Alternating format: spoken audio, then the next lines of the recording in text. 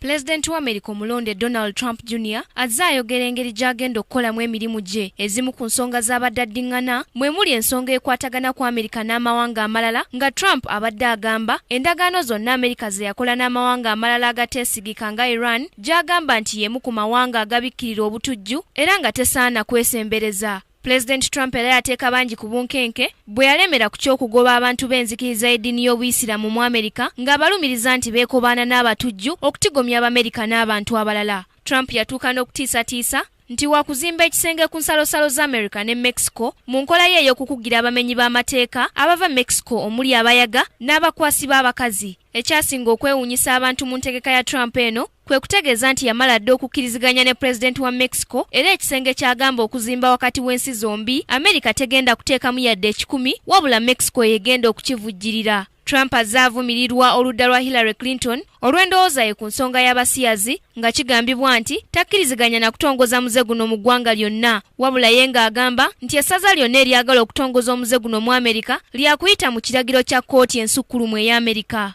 Obutafaananako na Trump, ye Hillary Clinton yali asuubiza okukolaganira wamu n'eggwanga lya Iran mu ndagaano y'okulwanyisa obutujju olw'ensonga nti Iran erina ebyokulwanyisa binnamuzisa byakkiriza nti ayinza okubikozesa okusaanyaawo obubinja bw'abatujju. Yadde nga Trump yali avumirira ekyokukolagana n'amawanga g'Abawarabu, Clinton yali agamba kyankiza okubeera n'enkolagana ennungi n'amawanga gano olw'ebyobugagga eby'omu ttaka bye balina n'obusobozi obw'okufufuggaza obubinja bw'abatujju. Ku ntambula y'abagwira n'okuyingira mu Amerika, Clinton yategeeza nti amateeka gaabwe gaali geetaagamu ennongoosereza wabula nga tezaali za kugoba muntu yenna mu Amerika yadde okusosola mu madiini. Ku nsonga y'abasiyazi mu Amerika, Clinton yategeeza nti yali waakulwana bwezizingirire okulaba ng'eddembe ly'abasiyazi n'abantu abalala bagwa mu kiti ekyo terityoboolwa, ekintu Donald Trump kye yali awakanya.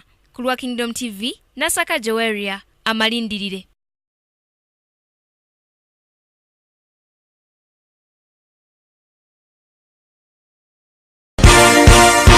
This is Kingdom TV.